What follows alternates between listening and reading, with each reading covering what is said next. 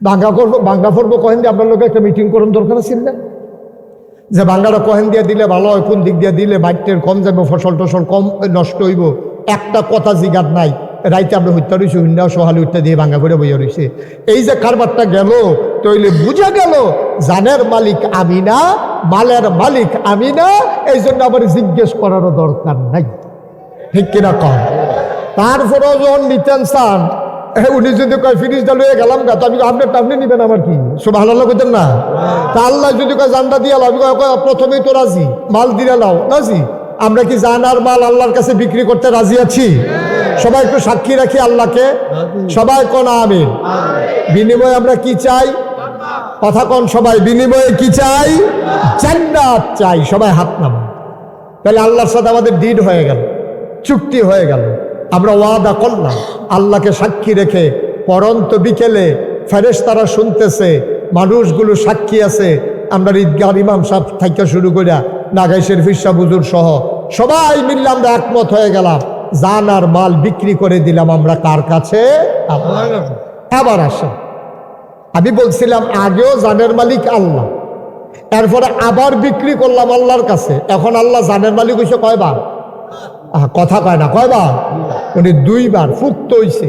এমনি ওয়ারিশ সূত্রে সালাউদ্দিনে জালালে সালাউদ্দিনে আব্বারতে সম্পদ পাইছে, ওয়ারিশ সূত্রে এমনি মালিক হইছে। আবার ভাইতে দলিল লইয়া ফুক্ত করছে, মালিক হইছে দুইবার, ঠিক কিনা কর? এরপরে আবার নামজারি করে লইছে, নামজারি হইছে, এমনি ওয়ারিশ সূত্রে মালিক।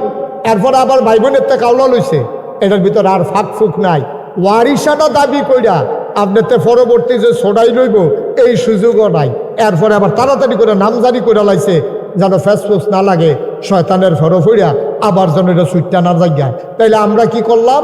জান আর মাল আল্লাহরে বিক্রি করলাম, আল্লাহও নিল। এর আগেও মালিক ছিল, এখন আল্লাহ মালিক হয়েছে দুইবার।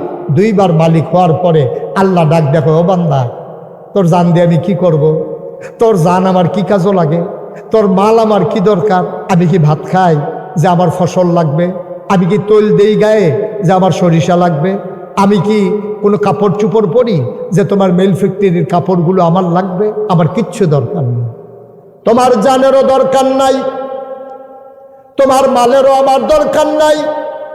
তোমার জান, তোমার মাল তুমি ওয়াদা করেছো, বিক্রি করেছো পরন্ত বিকেলে নবাবগঞ্জ মাহফিল থেকে, আমি আল্লাহ মেনে নিলাম। এবার জান কিন্তু আমার, মাল কিন্তু আমার তো দরকার নাই। ও নবাবগঞ্জের মানুষ, তুমি ওই জমিনটা বিক্রি করলে করছো, আমি নাগাইশের বেড়া তোমার জমিন দিয়া কি করব? আমি কিনেছি, তুমি দলিল দিয়েছো, কিন্তু তোমার কাছে আবার আমানত রেখে গেলাম। এই জান আর মাল তোমার কাছে আমানত, তুমি তোমার মন মতো করে যেমন মন চায় তেমন করে খাবে। তবে আমার একটা কথা আছে, আল্লাহ কয় বান্দারে জান কিন্তু আমার, মাল কিন্তু আমার। আবার বিক্রি করেছো, আমি ডাবল মালিক হয়েছি। তুমি খাও, তৃপ্তির সাথে খাও, তুমি ঘর উঠাইয়া জমিনের উপরে থাকো, জান্ডারে ব্যবহার করে তুমি যেমন সুন্দরভাবে চলো, তুমি মেহনত করো, পরিশ্রম করো, টিনের ঘর ভেঙ্গে তুমি ঘর উঠাও, আমার আপত্তি নাই। তবে আমার একটা কথা আছে, আমার জান ব্যবহার করে আমি আল্লাহর বিরুদ্ধে স্লোগান দেওয়া যাবে না, যাবে না, যাবে না, ঠিক কিনা? আমার দেওয়া জান ব্যবহার করে তুমি স্লোগান দেবা আল্লাহর বিপক্ষে। আমার দেওয়া জীবন ব্যবহার করে তুমি শক্তি খরচ করবা পুঁজিবাদের বিরুদ্ধে, জাতীয়তাবাদের পক্ষে, পুঁজিবাদের পক্ষে, কমিউনিজমের পক্ষে, ওই কি বলে স্বৈরতন্ত্রের পক্ষে। এটা আমি মেনে নেব না। যেহেতু জান আর মাল আমার, আমি যেই পথে বলি ওই পথেই খরচ করা লাগবে। তোমার মন মতো তুমি কামাইও করতে পারবা না, খরচও করতে পারবা না। এই ক্ষেত্রে আমি বলেছি, তুমি গোশত খাও, গরু জব করে, ছাগল খাও, তুমি ছাগল জব করে, তুমি মাছ ধরে খাও, জমিনে ফসল ফলাও, তবে সাবধান সাবধান, দুধ খাইবা, মদ খাইতে পারবা না। এটা কার হুকুম? আমার কথা হয় না, কার হুকুম? দেখেন কত বড় আল্লাহ। হ্যাঁ, আপনি জান বেচালাইছেন, এরপর আপনার জান আবার আপনার দিয়া রাখছে। আপনি মাল সামানা বেচালাইছেন, এরপরে এটি আবার আপনার দিয়া রাখছে।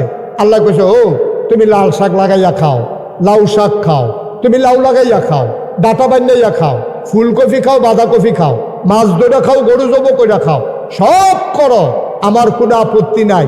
আমার জান্ডারে ব্যবহার কইরা, এই জিব্বারে ব্যবহার করে মুখ দিয়া তুমি কখনোই তুমি মদ খাইতে পারবা না, এটা আল্লাহ হুকুম করছে। এখন আমরা করলাম কি, জানো আল্লাহর মালও আল্লাহ। ওই যে ব্যক্তি, আমরা কত খারাপ মানুষ দেখেন, সব আল্লাহর কাছে হাত তুললে বিক্রি করছেন।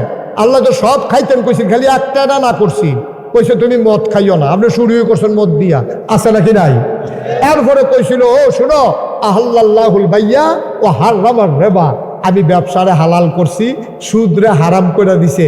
বাবা তুমি টেহা দিয়া ব্যবসা করো, দোকানদারি করো, বালুর ব্যবসা করো, খেত কিনো বিছ, তুমি অফিস দিয়া ব্যবসা করো, তোমার যা মন্ডায় ধরে তা করো, তবে সাবধান, আমার টাকা আমার মাল তুমি সুদে লাগাইও না। এখন আমার মুশতাক ফৈজির কাছে এই আমরার ইমাম সাহেব হুজুরের মতিউর রহমান জমাদার, উনি যদি 2 ঘন্টা খেত বেছে, আর আমি যদি কইয়া যাই আপনি সব কইরা খাইবেন, অকেটা লাল শাক বান নেবেন, লাউ শাক বান নেবেন, কচু খেত বান করবেন, সব কইরা খাবেন, সাবধান, আমার এই দেওয়া আমানতের ভিতরে আপনি কোনোদিন জৈন্তার দ্বারা বান নিতে পারতেন না। সব করেন, আমার জৈন্তার দ্বারা শত্রু। আমি একবার ছোটবেলা হাঁটতাম লইয়া, এই জৈন্তা খেত কাটটা রাখছে যে কোন ইচ্ছা কূপ দিয়া, আমার ফাও বেড়াইয়া কাটটা লাইছি, আপনি সাবধান, সব করবেন, আপনি জৈন্তা বান নিতে পারতেন না। আমি এবার খেতরা দিয়া, আমি কিনা খেত, আমার কিনা খেত, এবার আমানত দিয়া আমি ফতেহাবাদ ফাড়ুইতাম পারছি না, একটা টিপ টিপ বৃষ্টির ফোড়া পড়ছে, এবার কুবাইয়া ফইলে জৈন্তা হালাইছি।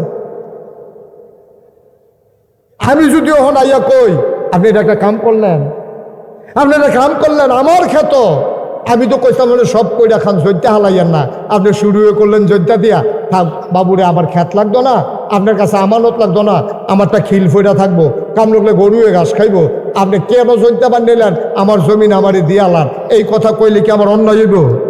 কথা কেন অন্যায় হবে?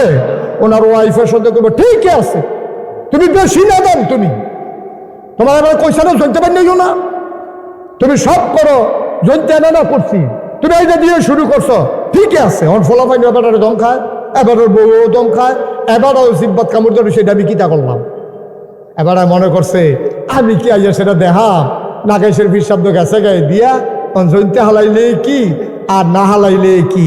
আপনি তো মনে করছেন আল্লাহ আপনারা বানাইয়া জান আর মাল আমানত দিয়ে আল্লাহ বোধহয় নাই। আরে না, রাতের অন্ধকারে গভীর আধারে কেউ দেখে না, একজন যিনি দেখেন তিনি কে? সুতরাং তুমি যা করো, তুমি যা দেখো, তুমি যা ভাবো, যা শোনো, সব একজন দেখে, তিনি হলেন আমার আল্লাহ। সুতরাং এই জিনিসটা যদি কলজার ভিতরে গেঁথতে পারো, যে এই অন্তরে কারো প্রতি ভয় থাকবে না।